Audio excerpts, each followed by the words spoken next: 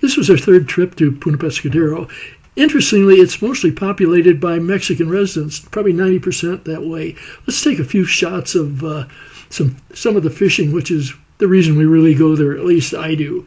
We get started very early in the day, before that sun is even over that horizon, but the first one's kind of the most interesting fish of the trip.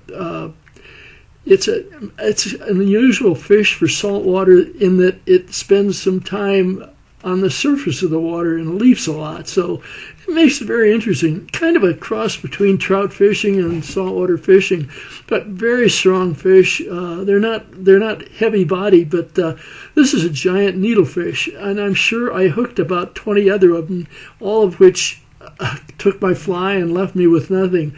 But it was interesting to finally be able to land one. It's a really, really nice fish. They fight like crazy. I'd lost my forceps, so I didn't have them to try to get that hook out of his mouth.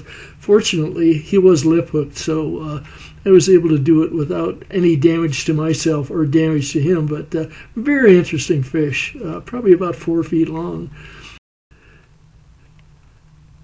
Okay, so that's mostly what we'd call a penthouse experience. The next fish you're going to see is the outhouse experience.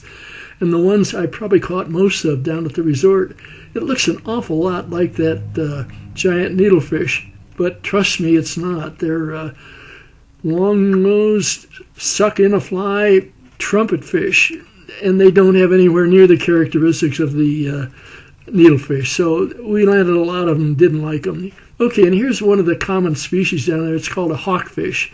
Very interesting, nice-looking fish. Looks a lot like a snapper. Apparently they're not edible, not that we would eat them anyway, but they're fun to catch too.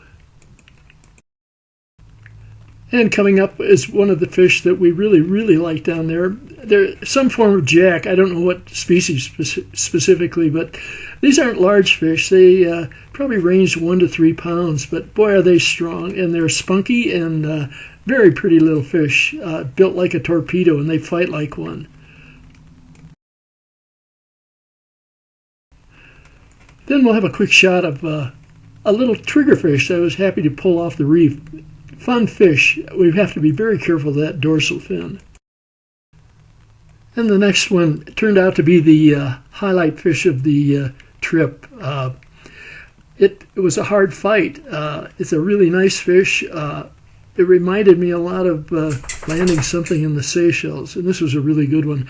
I did hook a couple of monster fish out on a point one morning that stripped line out so fast it made a bonefish or a giant trevally look like a weakling. But this one's a real beauty. It's a bluefin trevally that I didn't think we would ever see in a place like this, but it's for sure a bluefin, and that's a really, really nice fish that would be proud of that, as I said, in the Seychelles too. And for one more piece of fishing fun, I'd hooked something that got down under some rocks way out in the reef, and I had to wander way out there. Fortunately, the ocean was quiet this day. I finally was able to tease him out, and it turned out to be a nice sized grouper. They're beautiful fish. I'd lost my forceps, so this was not a lot of fun having to unhook fish this way, but it's a really nice fish. Let's take a look at the resort, which you can see way down on the point in front of us. What I'm doing is pointing at our little unit up on that bluff. We're number 20. We like the place a lot. It's fascinating that it's mostly Mexicans that visit the place. The food's outstanding. The little rooms are great. The fishing's intermediate, but it's still fun. That's looking down from our room on the beach. They're building a new structure down there that apparently is going to have an open kitchen and a bar, and I don't know why they're doing it, but it got to be a reason. And there's a typical happy hour for us.